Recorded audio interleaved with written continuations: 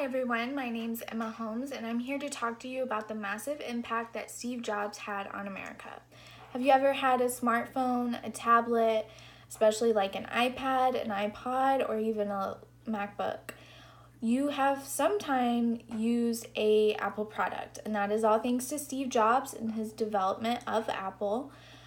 After reading many different sources and websites and articles about Steve Jobs, it is evident that he has, in fact, started a revolution in the technological world from when he started Apple computers back in his parents' garage in the 70s to now in what Apple has accomplished. It is crazy, and he has definitely been a leader in many, many ways.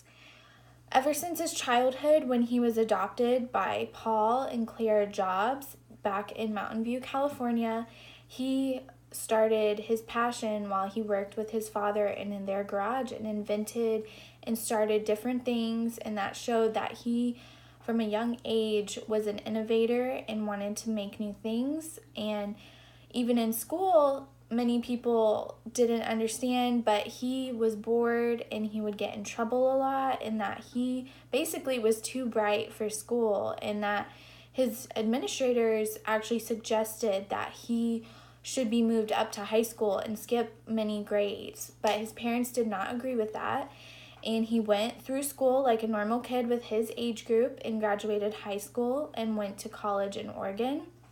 Well, he didn't really like that much. He didn't last too long, and he did meet some good friends. In fact, he met his future partner, which was also named Steve, in high school, that would eventually start Apple with him. While Steve Jobs was in college, he didn't really care for many of the classes that he took. It wasn't his scene. He did try to find different classes. He did find a typography class that he enjoyed, and he knew he wanted to do something in that realm. He did, in fact, drop out not too long after that when he was 21, and that is when he went to work for Atari as a video game designer.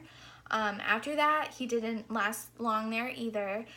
He went on a spiritual enlightenment in India and to basically find himself and see what he wanted to do. And he came back, and with his friend Steve, they actually started Apple Computers in their family's garage. Basically, after that, it just went all like a roller coaster from there.